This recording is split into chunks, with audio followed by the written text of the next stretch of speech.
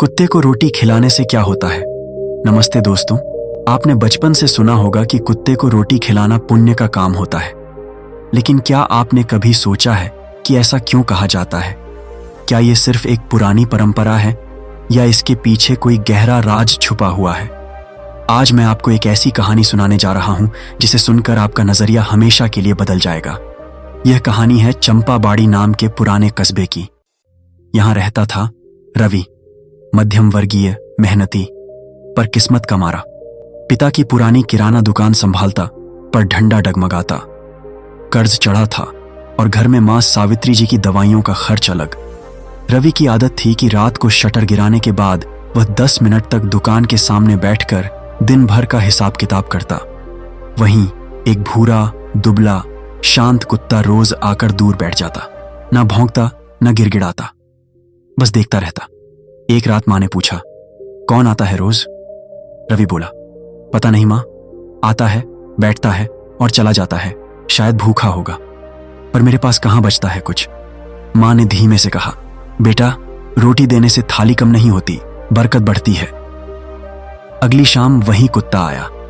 रवि ने दुकान की आखिरी सूखी रोटी निकाली, थोड़ा पानी रखा और धीरे से आगे बढ़ाया। कुत्ता नर्म आंखों से उसे देखता रहा, फिर धीरे धीरे रोटी खाने लगा। उस रात अजीब सा सुकून रवि को मिला, जैसे किसी का आशीर्वाद चुपचाप उसके कंधे पर हाथ रख गया हो। अगले ही दिन दुकान पर एक अनजाना थोक व्यापारी आया।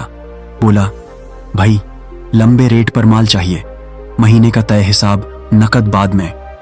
रवि घबराया, पर मां की नजर पड़ी। भगवान ने दरवाजा खोला है, डर मत। डील जम गई। छोटा सा चमत्कार, पहली बार महीनों बाद दुकान में ढंग की बिक्री। चंपाबाड़ी में पीपल का एक पुराना वृक्ष था, जिसके पास रोज संध्या को आरती होती। गांव के बुजुर्ग कहते, यहां देवता का वास है और यहीं आसपास भैरव का क्षेत्र है। कुत्ता भैरव का वाहन माना गया है, उसे खाना खिलाओ, बाधाएं स्वतः हटती। रवि यह सुनता, पर अपने मन की कशमकश में रहता। क्या सच में इतना असर होता है? पर वो रोज उस कुत्ते को रोटी देने लगा। कुत्ता अब रवि को दूर से देखकर पूंछ हिलाता। रवि ने उसका नाम रख दिया, भोलू। एक रात दुकान में सेंध लगने की कोशिश हुई। ताला तोड़ने की आवाज से भोलू भौंका, मोहल्ला जाग गया, चोर भाग निकले। रवि दौड़ कर आया, शटर सलामत। उसने भोलू को खूब सहलाया, दूध रोटी दी। ये घटना और भी बड़ी बात लेकर आई। मोहल्ले वालों ने कहा, रवि, तू रोज इसको खिलाता है, इस नजर का असर अब सब पर है। चलो, हर रात दुकान के सामने एक कटोरी रखेंगे, जो भी हो उसमें रोटी का टुकड़ा डाल देंगे। भूखे के लिए दरवाजा खुला रहेगा। धीरे धीरे एक नई परंपरा शुरू हुई। पहली रोटी भगवान की, दूसरी भूखे जीव की। कोई कुत्ता, कोई बिल्ली, कोई चिड़िया, जो भी आ जाए पेट भर जाए। एक दिन सावित्री जी ने रवि से कहा, बेटा, शनि की 7.5 का दौरा चलता है। ऐसे समय में कुत्ते को रोटी, काले तिल की रोटी या गेहूं आटे की सिंपल रोटी और जल देना बहुत शुभ माना गया है। कहते हैं कुत्ता यम के दूत का प्रतीक भी है। जब वह प्रसन्न होता है तो अनिष्ट टलते हैं। रवि ने आदत बना ली। शनिवार की शाम खास तौर पर भोलू के लिए रोटी, कभी कभी गुड़ का छोटा सा टुकड़ा और साफ पानी। उसे यह कर्मकांड नहीं, बल्कि करुणा का अभ्यास लगता। उसके भीतर का डर कम होने लगा, मन स्थिर हुआ। दोस्तों, यहां एक बात समझना जरूरी है।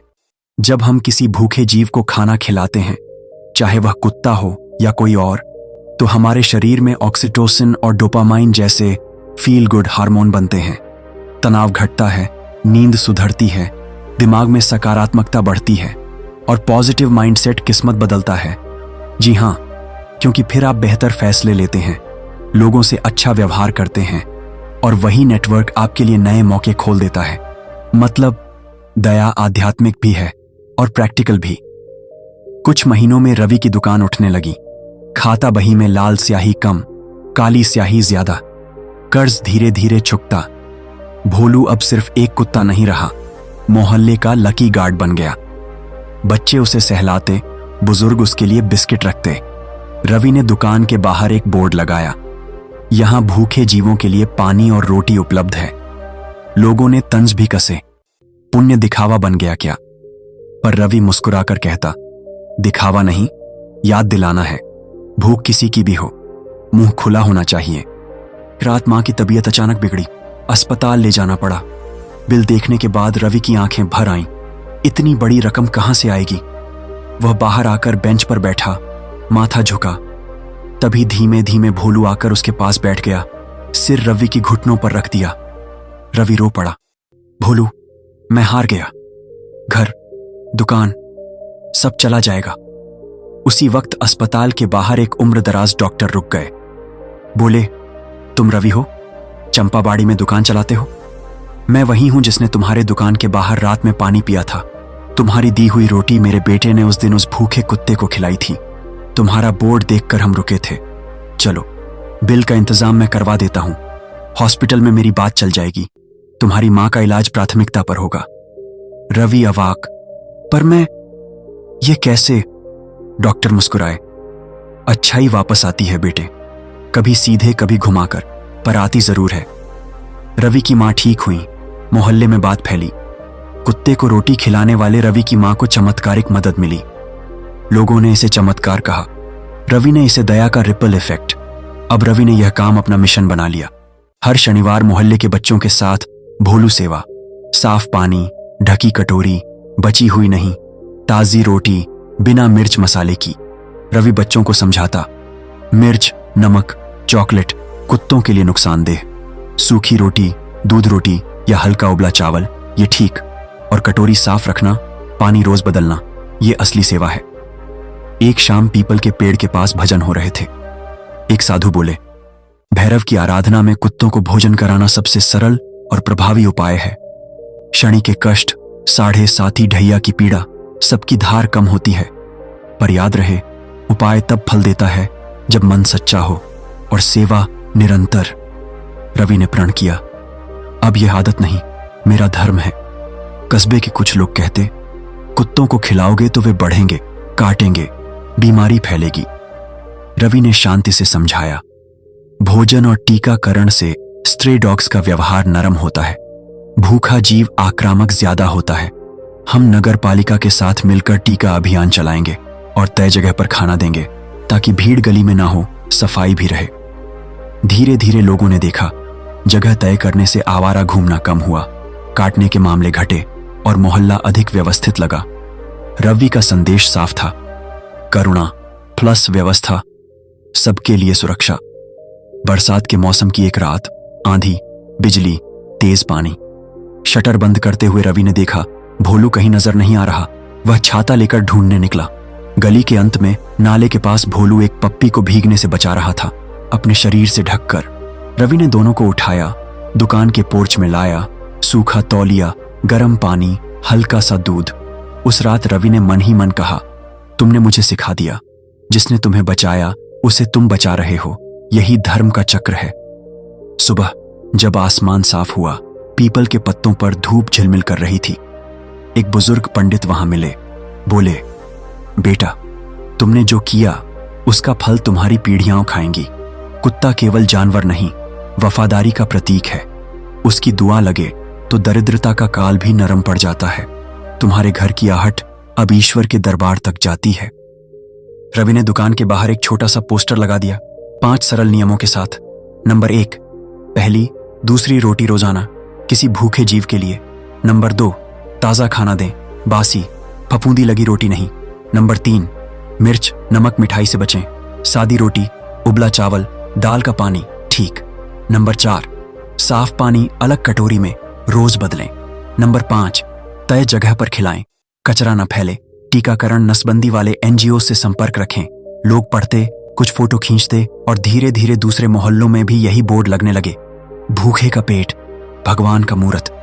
महीने बीत गए, दुकान चल निकली, कर्ज उतर गया। मां मुस्कुराने लगी। भोलू अब बूढ़ा होने लगा था, धीमे चलता पर रवि के कदमों से कदम मिलाता। एक संध्या रवि ने देखा, भोलू पीपल की छाया में लेटा है, आंखें आधी बंद, हवा में पत्तों की सरसराहट। रवि पास बैठा, भोलू के सिर पर हाथ फेरा। दुनिया ने मुझे बहुत कुछ सिखाया, पर तूने जो सिखाया वो अमूल्य है। भोलू ने धीरे से पूंछ हिलाई, जैसे कह रहा हो, मेरे हिस्से की रोटियां अब संसार के हर भूखे जीव को दे देना। उस शाम रवि ने एक और काम किया।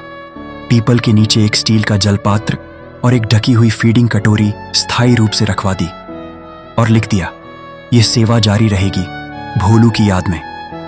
दोस्तों, कुत्ते को रोटी खिलाना कोई जादू टोना नहीं, यह दया का अभ्यास है। आस्था कहती है यह शनि के कष्ट हल्के करता है, भैरव की कृपा दिलाता है, यम का भय घटाता है। विज्ञान कहता है यह आपके मन में सकारात्मक रसायन बढ़ाता है, तनाव कम करता है, निर्णय क्षमता सुधारता है।